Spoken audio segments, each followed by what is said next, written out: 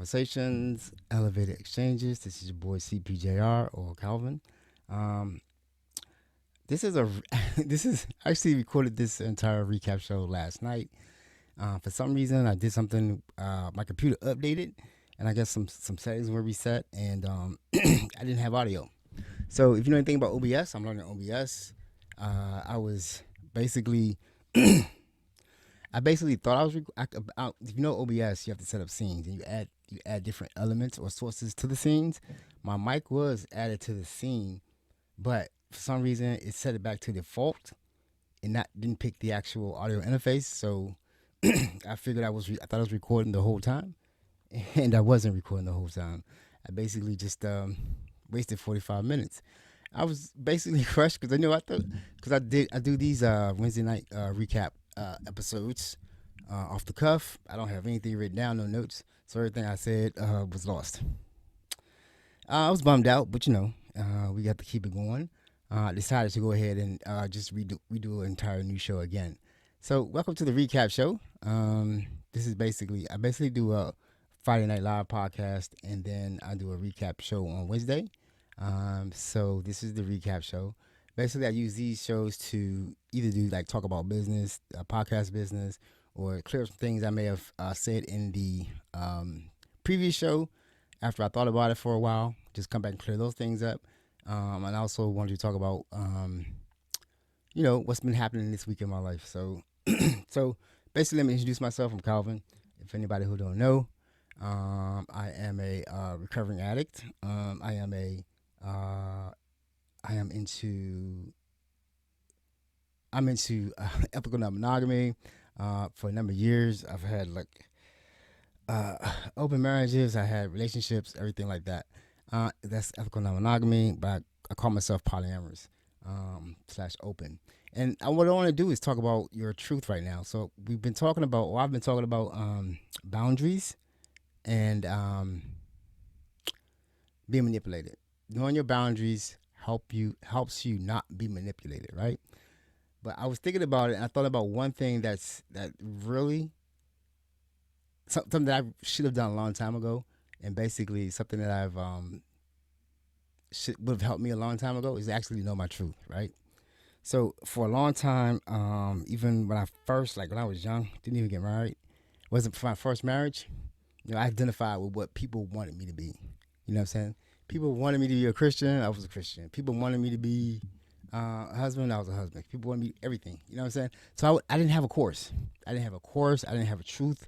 I just basically was trying to figure it out and trying to fit in wherever I needed to fit in. You know what I'm saying? I think the one thing I did choose out of everything that I did, of all the things that I've been, is I chose my career. Because when I started out in business, University of Alabama. So then I came back home. I didn't finish University of Alabama. But I came back home, back up to Maryland, and then I started studying accounting. So I went from business to accounting, got like a job at a little small credit union, and I was a backup computer operator. This is a long time ago. This is before Windows. Windows was out, but it's like Windows 3, Windows 3.1. So I was a backup computer operator. I had already started playing with computers, but never thought of it as a career. So, so as time went on, I got more and more into the computer operations side of my job, and decided that you know what, I'm gonna go to Northern Virginia Community College to take some classes and see if I could do this computer thing. Because I'm in thinking about thinking about what I wanted to do with my life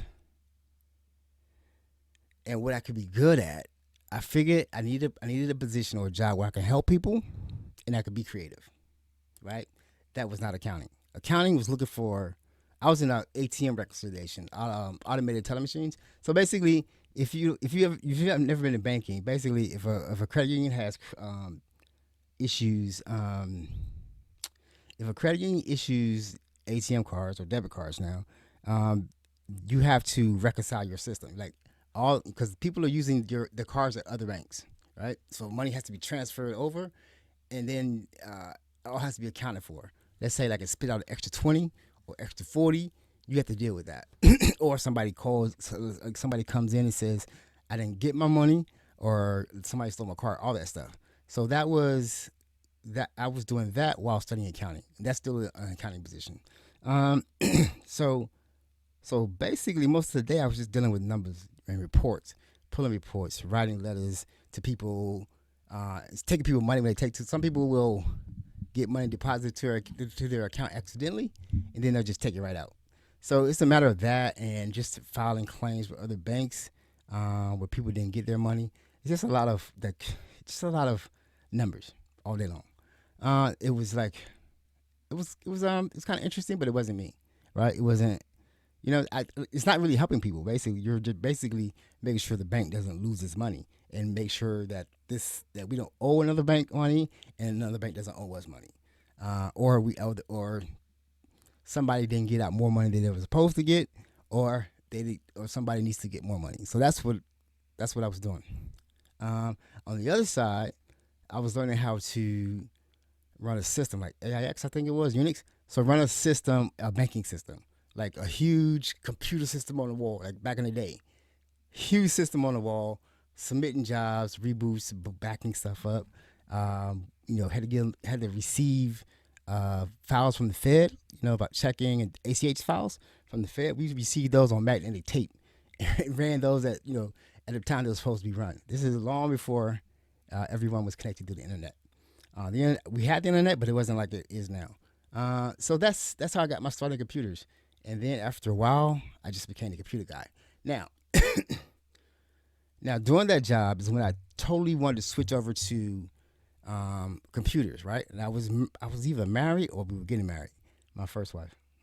There was a struggle. I'll tell about that later. So anyway, so when I told her, I had to tell her, what I'm saying? Like, I'm not gonna do this accounting thing. I'm gonna go 100% into IT systems, right? And she was kind of upset. She was upset. I think in her mind, it was still a new field. Nobody was really working as computer guys or in IT at that time. You know what I mean? It was like a side job for me. At my job, regular job was ATMs, but then I was a backup computer operator. But as I worked on it more and more, I really wanted to do more and more. And then we started moving into, we had terminals at first. We started moving into, everyone gets a Windows 3.1, and then we interface that computer we get mainframe.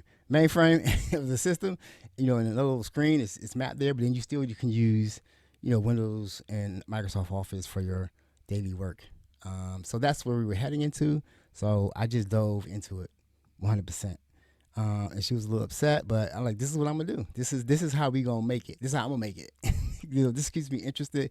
I'm learning how to pull cable, how to build networks, going to school for that. And I'm totally excited about this job. And then that was like nights we had to work overnight to run reports all night. It was month end closing. So we would do that all night, order food in. It was a blast. And I was in D.C. I was working right downtown, right across the street from the White House. And I was I really loved that job. You know what I'm saying? Being in I was a Treasury Department for the credit union. So working in the Treasury Annex, walking over to the actual Treasury building right next to the White House. I was underground, all that stuff. Being in that area, being that little enclave. So as time went on, I just became their computer guy, their in-house computer guy, right? Working with the vendors. They sent me on California a couple of times to go to trainings. I was in school going, I was just like, it was like a whole other world to me. And I knew that this was my career. And that was one choice that I made on my own. And I was not going to be deterred from that. Once I decide what I'm going to do it. And it worked out. It worked out well. So I did that for a number of years. And then I left there, got another job. So I was into IT. So that was one decision that I made for myself. That was my truth, right? I was an IT guy. Period. You can't change that. Every time I go into an interview, people ask me, this is what I do. I don't do anything. I don't do anything else. There's no fallback plan. This is the plan. I used to have a business where I used to, on the side, like every computer that has a business on the side, fixing other people's computers. So I did that, and it was a blast. But that was my first time, I think, just deciding exactly what I wanted to do, and that was a good choice. Now, that's business. That's money. So what about my other parts of my life where I um I didn't actually choose what I was doing. I just went with it. You know what I'm saying? Like went with the flow, right? That was a mistake. That's been the one mistake my entire life. Going with the flow. Going with going with whatever somebody else wanted from me or whatever I thought was the easiest way to go. Instead of just fighting for my career or doing going 100% at exactly what I wanted to do, right? So it's important to know your truth. That's what I'm trying to say. Like, who are you? Like I know most of you would say like, you're probably a Christian. You're probably, black, white, African American, you're an American, a patriot, all these type of things. But in your soul, deep down inside you, who are you? What is your truth? So, I believe that you should have like an elevator speech ready at any given time to say to yourself, like you need to, when you're in a situation, is this you or is it like something else going on? You know what I mean? So I think that it's good to go over that. And the reason that is so important in my life, 'cause that's something that we always talk about in the ethical non-monogamous community. We always talking about who we are or living our truth. You know what I mean? Like I knew by the time I got to the point where I was getting ready to settle down, not settle down, but meet someone and get married again. I kind of had a good understanding that I'm not monogamous. I just not gonna. I can't do it. Not that I can't do it. I could be monogamous, but that's not who I am at my core. Like what everybody else see it, the way everyone, the most of us, or the way most people see monogamy, or the way monogamy is portrayed in movies or understood, is that you meet one person, fall in love, and then you should not have a desire to love anyone else, right? Or if you do have a desire to meet someone else, you need to never be around that person again because you don't want to cheat. And I agree with that. If you make the agreement to be with someone to be monogamous in all ways, then you should honor that agreement, right? So, but most of the time, most people who are entering those agreements of monogamy aren't really monogamous, or they really know they can't be monogamous, but they know they want to be in a committed relationship, right? So I had to, I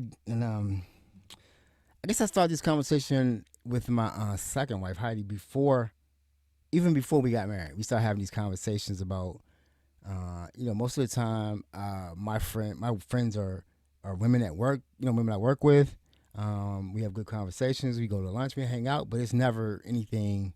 Um, it's never anything that's going to be like sexual or anything. It's gonna be a platonic relationship, it's a work relationship, maybe a work life situation, something like that. But it's never gonna cross that line. It didn't never cross that line. Well, once it did. So it's not supposed to cross that line. Um, and I had that conversation, and she was like, "Yeah, cool. That you keep your friends." That's the second one. She was in New York. I live down here, so I think it was kind of like that distance was cool. But then I still did the right thing, right? I still shared my truth with her, right? There was some other truths I didn't share with her that I probably should have, but I wasn't in that headspace, right? I was in that headspace of let me just share this. Now, at the time, one of my truths at the time we met, one of my truths was I was a Christian, right? I was coming out of it, but I was still a Christian. I was still going back and forth. Like I researched so much on Christianity with the Bible. know the origin of the Bible, where it came from. Um, I don't even remember those names anymore. Like if I had to think of a name, what would it be? Um, I think Constantine is the name, right? I don't know. And like some dude wrote the Bible and put the Bible together, and I know I could probably find the information right quick. But anyway, I looked it up. I know where the origins of the Bible come from, and I understand that it's a faith for a lot of people. And I think it does a lot for a lot of people. But that's fine. But I can't. I don't want to go under the. I don't want to, portray the illusion of the myth part, right? That's another book I read. Richard Dawkins, I think. The Power of Myth or something like that. Stack of books. So, so when I when I was going through my whole, I guess, deconversion process, I have a video on that too. My whole deconversion process. I have my watch on. I don't know why. My whole deconversion process and what that meant to me.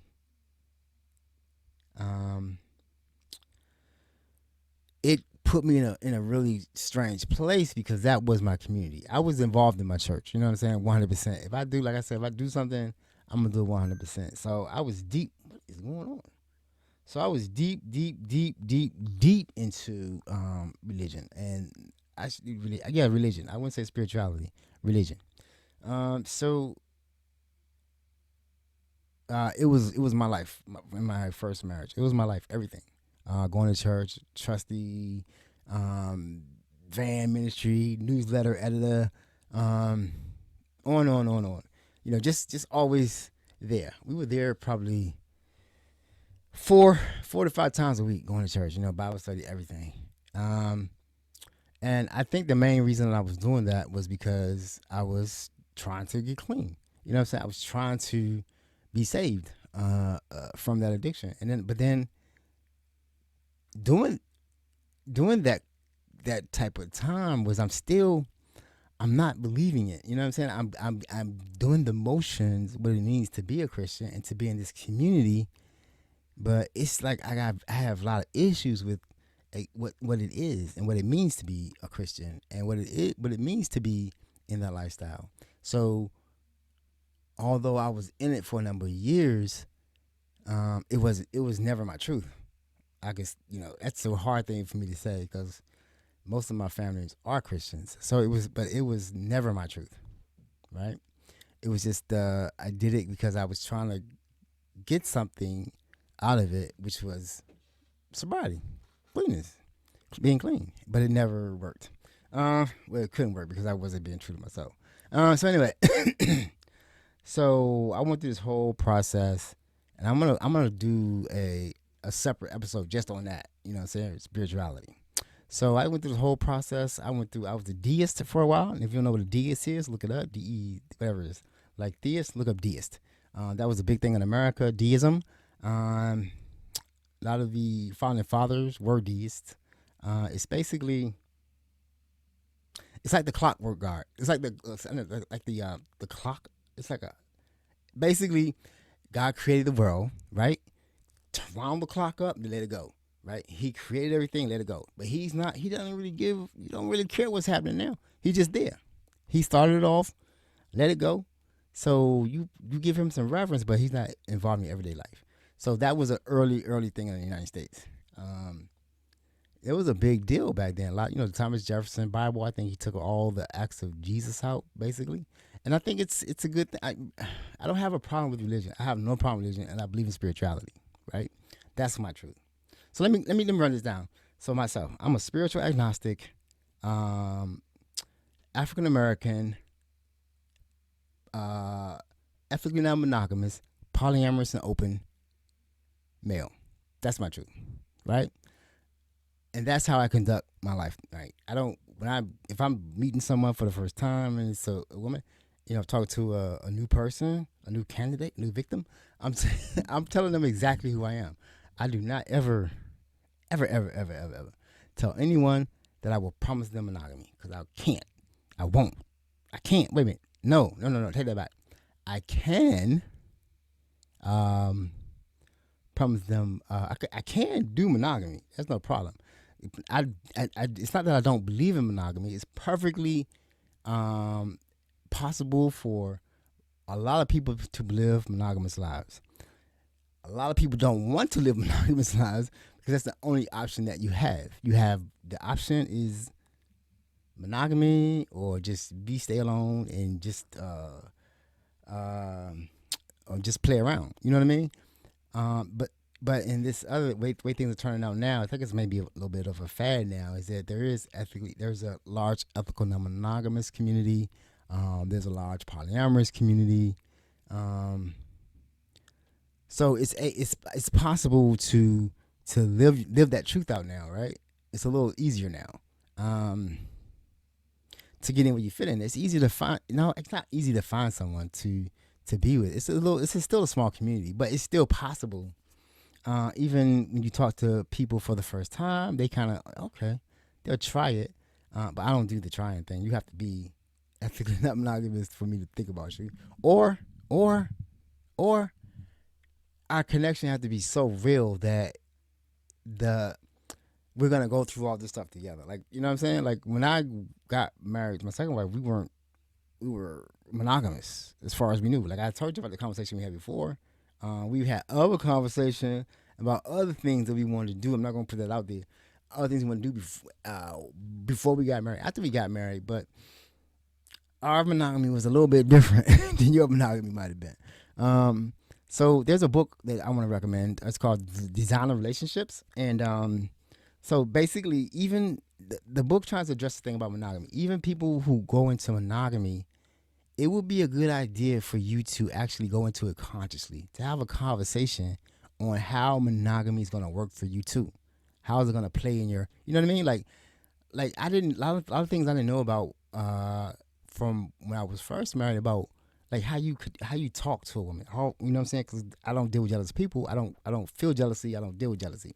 So, uh, so being with somebody that was jealous and be married was new to me because it's not because if you did that while I was single, we weren't together. I'm just gonna stop dealing with you because I'm not dealing with jealousy. I don't. I'm just not dealing with it. Why? Why would I deal with it? So here's how I look at it as far as relationships and other outside relationships. Um, I didn't do a check in. I'm gonna do that at the end. So here's I think I'm trying to get the information out that I was trying to get out last night. So bear with me. We'll do a check in at the end. So so so I didn't understand about how you can't talk about like if you I worked in the office right when I was in the credit union, my first real computer job. I was in the office with all women, right? I was the only guy. We were in a, like it was the vice president of finance, whatever, Lynette, my cohort Kathy, and two other women that were accountants, and then that grew into another woman that was a auditor in our office before we moved upstairs. So for the computer, we then eventually me and Kathy moved upstairs to the computer room, and we just built out our whole station. We that was it. We were the computer people. That was a good time. I really that's where I cut my teeth in being in IT. I had the freedom to do what I need to do. I was actually free to be creative on how to implement solutions, and I got to help people with their computer problems. It's a perfect job. And then I started making money. so so but so if I go home and back then and I'm talking about my day, I'm probably gonna mention that I was with so and so or so and so or so and so or so and so. They're women, right? If I had a choice about a job. Either I hang out with my coworkers for lunch, after our happy hours, or I just be a loner. Because basically, we lived in Manassas at the time, so and I think she was in Manassas, so she's not gonna meet me downtown. She had to come into town from Manassas. If you from the DMV, Manassas to DC, that's a ride. That's a 45-minute hour ride, and then around rush hour, 2 hours. So it was just too much. So when I'm in the city by myself. And so if I'm with someone who's jealous for whatever reason, in order to placate them or make them feel comfortable, I have to lie, right? I can't say because it was a joke. I made a joke back in the day. Like one time I was talking, I was talking to my ex. And I've mentioned the name of I forget her name now. I forget her name. So anyway, if I mentioned the name one time, two times, maybe three times, blah blah. She said, "Why you keep mentioning her name? Why you keep calling her name?" I'm like, "Huh? That's my coworker. Why I keep calling her name? That's my coworker. I don't know what else to say. This is my first work wife." Um, I don't know what else I could say. It's my coworker. That's who I work with. His name was Bob. Would you be mad if I said Bob 3 times or 4 times? Me and Bob went to get some lunch. Then me and Bob had to go into a meeting. Then me and Bob worked on this. That would be okay. But because there's is let's for argument's sake, Yvette, that's a problem, right? And then there was other little things that would happen, um, that were like we're just gonna do something. It was like why you shouldn't do that. Like I'm gonna tell you, give you one example. Here's one good example. I want to volume up a little high. Here's one good. Here's hello. Check one. Here's one good example. Um, because we all went to the same. Okay, so we was down in Manassas. We had a little community. We all went to the same church, right? It was a group of us. So we all bought little townhouses in the same development. Um, my buddy Ryan, he was my best man. And then what's up, Ryan? What's up? We supposed to go out. I'm gonna give you a call sometime, so we can go out. So it was like with Ryan and he had another friend had a house. Ryan's house was down in another development. We actually stayed with him for a few months before our house was done. Before we moved into our house, because we wanted to redo our lease. That's what a real friend would do. Um, so we all just and then I think Johnny, his name was Johnny. He bought a townhouse in our development, and then Johnny would like rent out rooms for other people who would all of us were young coming up, so them living or renting out rooms. That's what it was. So so we had all planned a bike trip. We all planned to go bike riding, right? Because I used to mountain bike, right? Like pretty seriously. Like I bought all the bikes, the helmets, the pedals, everything. So I used to be in the mountain biking. Um, so we were all gonna go on a bike ride, right? The day of, everybody backed out, but her name was Carla. But Carla, right? So guess what? I was informed that I cannot go, and I'm still in my whole like I'm just fulfilling my roles type of deal. You could talk to me like that back then. You could tell me that, and I'm gonna be like, okay, okay, because I'm gonna keep the peace. You know what I'm saying? I was under that illusion of happy wife, happy life mess, right? I'm supposed to like not some not. I'm not recording. I'm supposed to not. I'm not. I am recording. I'm supposed to. I'm very paranoid right now because I didn't do the sound last night. So I'm like, and then the episode before this, I did the whole thing with the voice changer on. Half of the episode with the voice changer on. So I'm like nervous now because I'm learning OBS. It's not complicated, but you need to have your ducks in a row before you start recording. And there's certain little things you need to check on. I don't have. I'm the engineer here and the talent. So I'm doing everything. So I'm checking all the gauges to make sure everything is recording, and I get nervous that if I do this again, I don't get recorded, I may quit. But I'm not gonna quit. Anyway, so yeah, I couldn't go. I was told that you can't go because only you and her are going. And I don't. I took it. I took it. I took that slap in the face. You know what I'm saying? Like I took that no trust. Um, and I took that somebody has say over what I do in my life. I took it, but it built resentment because I still remember it to this day. I still remember those things to this day. I don't remember other things, but I remember those two instances of dealing with someone that's jealous or has jealousy or who has real jealousy issues, right? So that was like I can't do that again. But if we never discussed that before, right? We got married. There was no discussion as to you can't ever talk to another woman. You can't be alone with another woman. That's what Penn said. You can't be alone with another woman. You can't go to lunch with them. None of that. Because I wouldn't have went for it.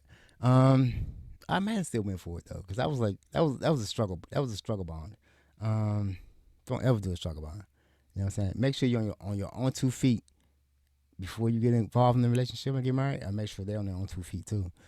Because if you both are struggle bonding, somebody ain't gonna want to leave. Somebody can't leave. You know what I'm saying? You might be stuck there for a long time and you can't leave. And then when you finally do leave, it's gonna be dramatic. It's gonna be dramatic.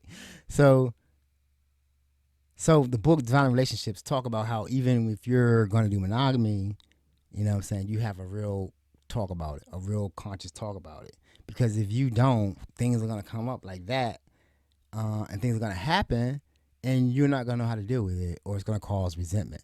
So when we're talking about knowing your truth, so that's one thing you can't do to me. That's one thing that if you get in a relationship with me, we're gonna talk about what a relationship is over and over and over again, whether you like it or not. We're gonna talk about it, and you really gotta like it to be with me. So that's what I talk about a lot. Um, so that would be, that's the truth, right? I'm not monogamous. I would never promise you monogamous. I could possibly be in a monogamous relationship with you, especially at my big age now, 59. That I probably could be monogamous with you, and be happy unless someone else comes along that's as awesome as you are, and that's possible, but not really likely. So, but possible.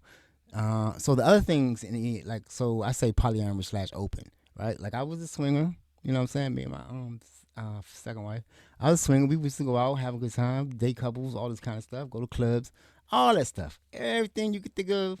Um, that is part of that lifestyle. We were in that lifestyle. You know what I'm saying? Good stories, bad stories, good times, fun times. But it did definitely. I'm gonna tell you the best thing about swinging with your partner.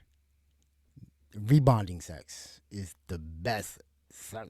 Okay, I'm talking too much. Right. So yeah. So it's like when you come back together after a night out, or time out, and you just want to be together again. Cause you know what I'm saying? Cause it's the like swingers like have late. I say this all the time. They love late nights and alcohol. So you will be tired, cause you will be like going through a thing. You will be like staying up late, doing what you gotta do, all this kind of stuff. So, excuse me, what's that? So yeah, so you definitely want to um, make sure that you talk about everything and know, but you gotta talk about knowing your truth, right? I'm this age and I'm still talking about this shit because I never did. Because basically, I never did because that one other truth I have I'm in recovery. I'm saying I'm an addict. Yeah, I'm an addict in recovery, and that's a real thing. I'm not in recovery yet. I don't. Is that that's an episode 2.14. So it's been episode 2, 14 days. Um, I'm counting my days, so it's not the real number, but it's the number I'm using since I started this podcast. Um, as long as that number's going up, we good. The moment that number goes down, we're not doing good. We'll be doing that number not going down though, because if it starts at 0, I can't do it. This is holding me accountable. I can't do it. So because I have this to let out, to work with and to sit around with and really to stay in touch with myself. You know what I'm saying? Even if no one's listening, I'm listening. So that's the most important part for me. You know what I'm saying? Because I'm going too far. Sorry.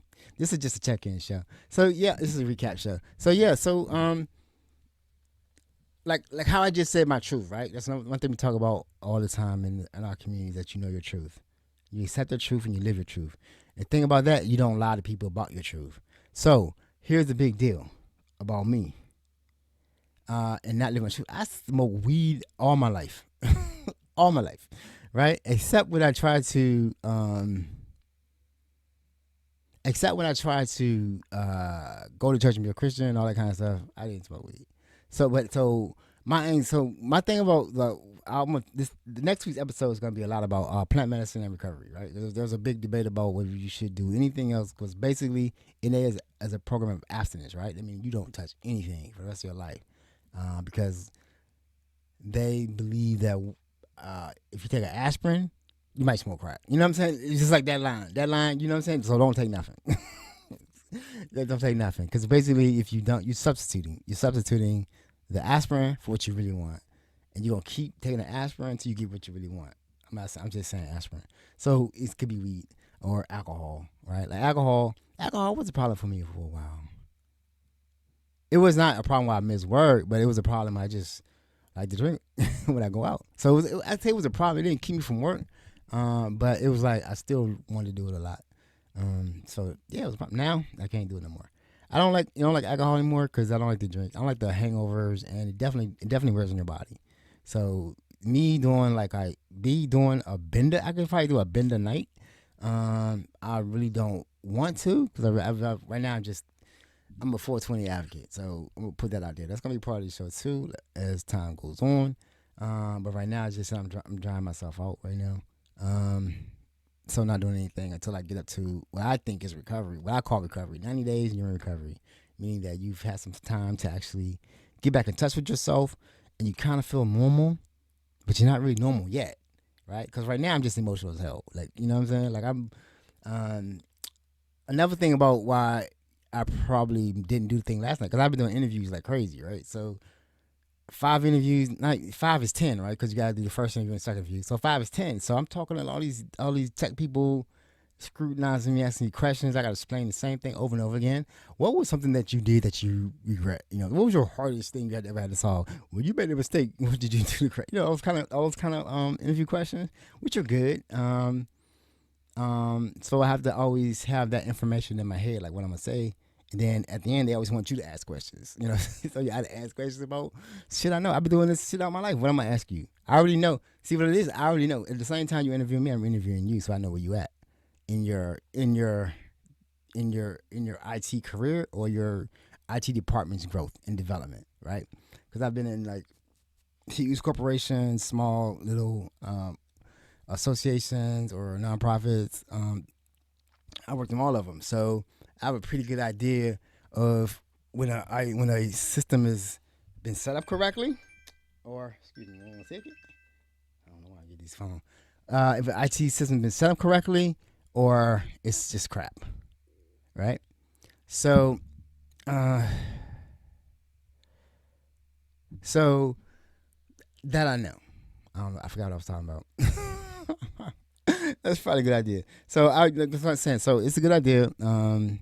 Whoever you are, and if you really want to be successful in this relationship thing and do what you need to do to better yourself, you definitely do what you need to do to better yourself and not get into these dumb relationships that are see online with this 50-50 and who gonna feed the dog, who gonna feed the cat, all this kind of craziness. And you know what I'm saying? Are you gonna buy me something? Who gonna pay on the first? What is that about? I don't even know what that's about. That was never a question in my day. Never a question in my day. I was married. It was always 50-50. I don't even know why. I never even asked. I never even asked because we were living together. We didn't. It didn't matter. It didn't matter. I made more money. In most of my relationships, I made more money. So I just did more. You know what I'm saying? So I don't know if it wasn't 50-50 or whatever. The bills were paid and we were happy. That's all that matters. And none of that shit they discussing matters once you meet the right person. Cause you want to be with that person. You don't give a fuck. You don't really care about no gifts or anything. I just want to be with you. And I think that's what's missing in these conversations. And a good way to know that you really want to be with somebody is to actually know your truth. Like I didn't really know. Like for me, real connections are rare, right? In E&M community, people basically get together because it's a small community and we're ethically non-monogamous. I tried that for a long time. Like getting with people just because we're ethically non-monogamous. You're smart, I'm smart, you're open-minded, I'm open-minded. We could talk about this now forever, but that's all we got in common. It takes more. It takes more. It takes more. So that's why I say I'm so I've blown, I've blown because of my issues and not being truthful about my addiction and where I'm at in my recovery. I've blown some connections that I could never get back. That were, I met my third wife. I'm saying what I'm saying is those women that I was with, that it was perfect. That was like more than perfect. You know what I'm saying? And it just, I probably would live in Atlanta by now. But I would live in Atlanta. But it's just like I just blew it, man, by not being honest. And not really taking care of myself and not knowing where I was, right? I think I was on the way there because, ethically monogamous community is kind of like off center. So a lot of people smoke weed, gummies. I mean, like THC is a thing, right? But what I'm saying is it's a thing because there's some benefits to it that we don't actually talk about, that we actually haven't had a chance to really explore. You know what I mean? As far as like anxiety, pain, anxiety, pain, nausea, things like that, that it actually, if you don't abuse it, it actually helps, right? And I'm gonna talk about, like I said, I'll talk more about that next week. So I'm gonna go ahead and we're gonna keep this party going. Do one thing before we go to a check in. Did I say anything? Yeah, it's important that you know your truth. Take some time to be alone to find out who you are. Jumping from relationship to relationship to relationship is not gonna give you time to know who you are. Because every time you get, this is what I'm saying. Every time you get into a relationship, you're gonna change for that person, right? Because you want something from them, right? So you're gonna do what you need to do to get that something from them. But if you take time to be alone, if you're okay with being alone, right? It's not about being. It's not that you don't want to be alone anymore. It's that you really want to meet some awesome people. And be with some awesome people. That's a good place to be in. So it's important because I was never alone. I was never alone for any such amount of time. This is the first. I've been alone for 5 years now. After I broke up with Kim in 2020, in 5 years, I think I told one of my good. I had a interesting connection up in New York that I couldn't explore anymore. Because I'm not sure.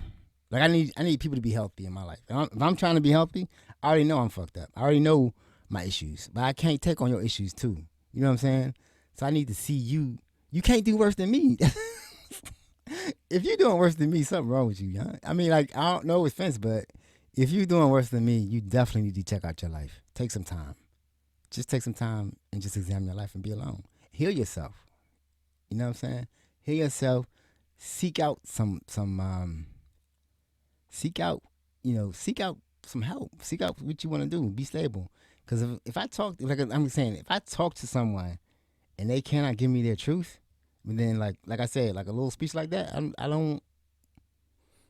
I like being alone. So I'm gonna let you figure all that out for yourself, and I'm gonna do what I need to do for myself. So that's it. It's important to know yourself. That's your truth. Know your truth, right? That's gonna close out this whole thing about bonding and manipulation. I'm not gonna talk about politics. I'm just like too through with politics. I will make a recommendation though. But first, please like, share, subscribe.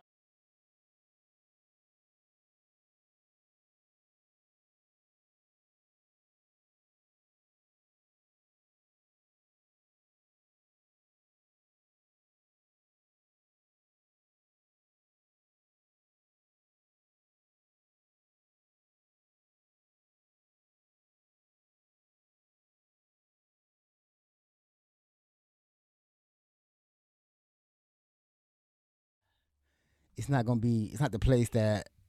It's not a place for me. And I'll talk about that later. So I'm gonna check in now. Life has been lifing. Like I said, I've been doing interviews all day. I'm sorry, all week. I'm now waiting for. I think they were all good. I just two. It's two specific jobs I definitely want. One is downtown, near the White House. I don't ever want to see the White House right now, but it's on that. It's on that. It's in that area. If you know the area, which I do. I like working downtown. I miss that more than anything else. I think the 8 years I spent working at USAC downtown were like some of the best years of my life. Now I was married to Heidi. She worked downtown too, so that made it really. It was popping for us. It was popping. It was popping. It was a good life that I fucked up. What was I saying? I need some sleep. I need some rest. I'm kind of stressed because I'm not doing my medicine, my plant medicine. I'm doing it raw, doing it raw. Sometimes I get sad. Emotions are coming back. That's how I know that I'm going in the right direction because I know my emotions are coming back. When I'm actually not, I sort of zone out and sleep a lot and look at dumb shit on TV, right? Because I can't, because I'm my whole body, mind, and soul is concentrating on that. You know what I'm saying? It ain't. I can't get loose from it. You know what I'm saying? Until I do, and everything I've been doing has got me loose. So I'm taking advantage of this. I'm not gonna let. I can't let anyone deter what I'm trying to do because I already know. Because what's the key word for right now? I'm gonna play it. Change I must or die I will. I've seen people die in the street, strung out. It's real. You know what I'm saying? I've seen people go to jail for a long time. It's real.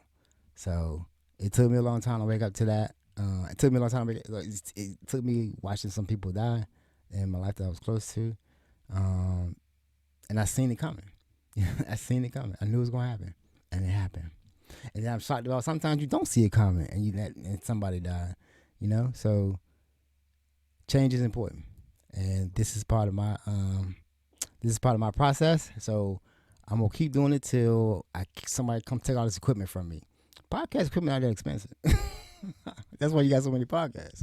But if I do it, I'm always gonna do the most. So whatever you see now, if it's not changing and if it's not changing and getting more professional, I'm not doing it right. Then I must not be really committed. But I am committed. You know what I'm saying? My mother told me that I could do anything I put my mind to, and that's what I held on to. I held on to that.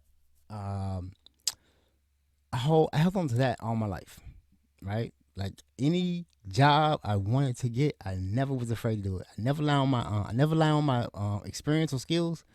Um, but I am never afraid to take on a project, right? And that's how I've been advancing in my career. You need me to do that? I'll do it.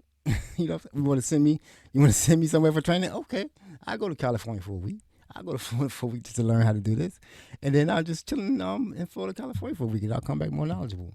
And I got that by just saying yes, yes, I can do that. Yes, I will do that. Or no, I don't know how to do that, but if you take me to a class, I bet I can get it. So I've always been just I've always said that one thing you will not do at work is outwork me, and I meant that, and that's how I carry it. Um, I think I'm gonna leave it there. I think I'm good. So this is the recap show, recap show, because I did the other show last night. I don't remember what I said because I don't have any notes written for this site. All I have written for these Wednesday night recap shows. It's actually Thursday, but all I know is what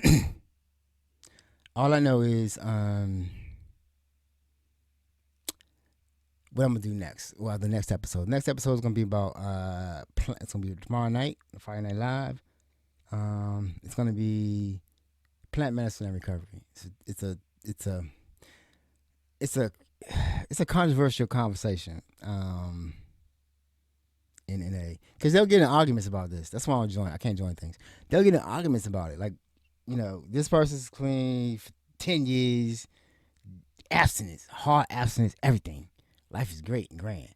This dude over here, he's smoking weed every day, but he been off his drug of choice, building his life, recovering his life for the same 10 years. This person will tell that person he ain't clean, he ain't shit. You ain't really clean, but his life is much better now. So let's go back and forth. That's one thing I don't.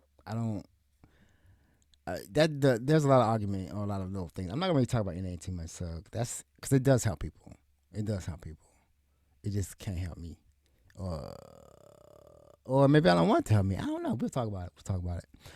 So I'm gonna go ahead and wrap this up. I hope you got something out of it. Hold on. I left the whole thing out. I'm sorry. Wait a minute. I got to play one clip from the Grits and Egg podcast. I do apologize. I forgot about this part. So basically, what I'm saying, you know your truth. One thing I was saying about addicts who are still out there in the street every day is their life is chaotic. The chaos is part of the thing, right? The chaos, the instability, because we they most of them won't quit because they can't quit, because if they do quit they think they're gonna die. I've heard this. I heard this because they said that when so and so quit they just died. So that's a real thing though. But this instability, I know people out there that I know that are not. They live like they're homeless, going from place to place to place. They're not homeless. They just won't go home because they know what it means to go home. You know what I'm saying? They know that in order to go home, they have to actually live a real life, and they don't want to because they're too far gone. They like the chaos. Now I'm gonna play this clip from my man from the Grits and Eggs podcast because it says a lot to me.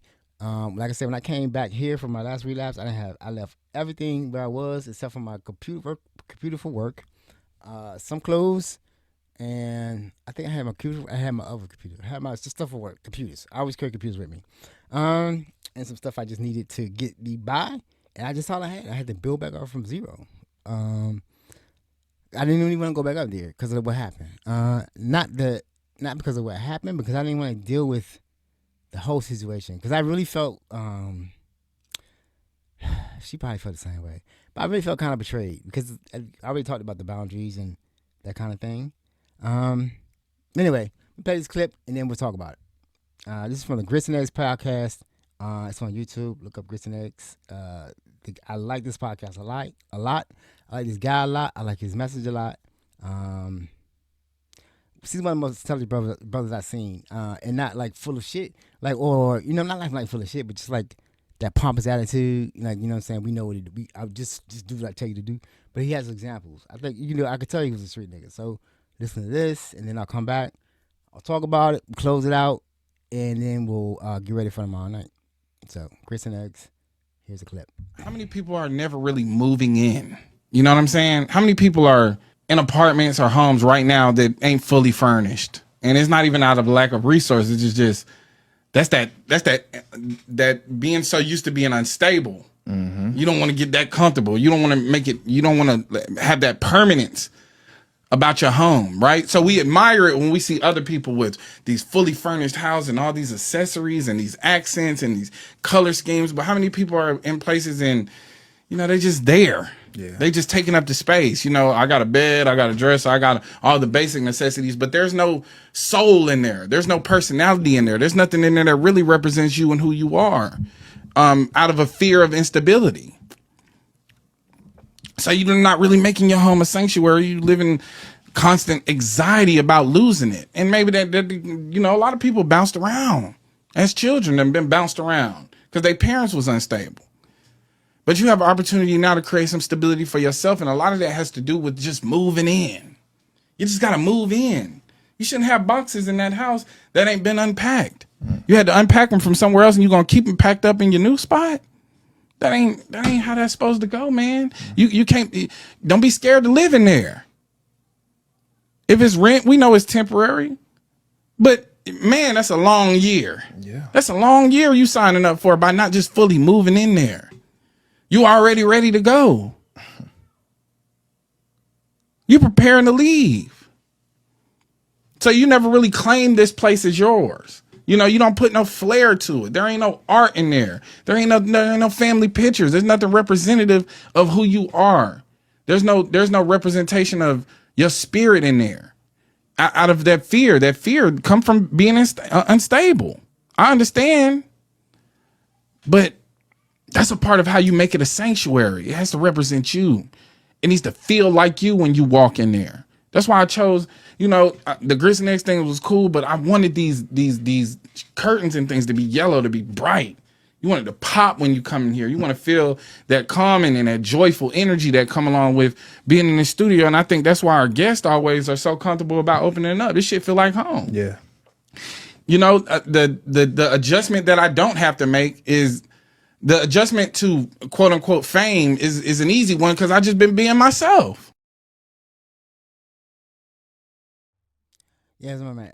So that message hit me when I think I heard like last week on Instagram from that whole episode. I watched the whole episode, but that hit me because when I came back here, I didn't have anything on purpose. Didn't go back and get it, so I had to build everything back up. But it took me almost up to now to actually do all this. You know what I'm saying? Like to do this, what you see here, this little bit, and I had it all planned. I had like spreadsheets, everything planned out what I wanted to do, but couldn't do it because I wasn't gonna live it. You know what I'm saying? I wasn't gonna live it. So not doing that just kept me in that whole type of just cycle of not being stable. You know what I mean? Like I don't have any stability. You know what I'm saying? Like I would, and this is gonna seem weird when I say this, but it's not nothing.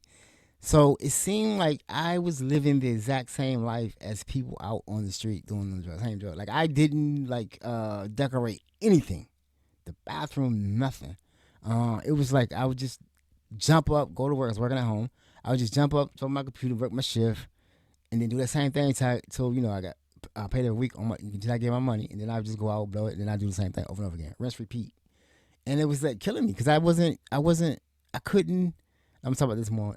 I couldn't actually plan anything, and I was just like dying inside, right? And I never told you I was feeling like I never really felt like I wanted to commit suicide until I did wanted to commit suicide. And that's like it's not a battle with me right now, but I know I don't want to go back to where I was. Um, it's not fun. It's not fun. All right, that's cool. So it's important to saying look at your surroundings, make sure and plant roots, dig roots. I don't like you said if you did temporarily, it doesn't matter. You should have your you should be digging your roots and you should make your like you said make your environment comfortable and be a reflection of who you are, not only who you are but who you want to be. It's important. That's a step.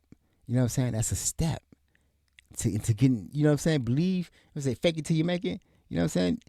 Believe that you're there where you're supposed to be now. Start living like that. So when you get there, it's already in place. You ain't gotta do nothing but just walk into it. You know what I'm saying? All right, man.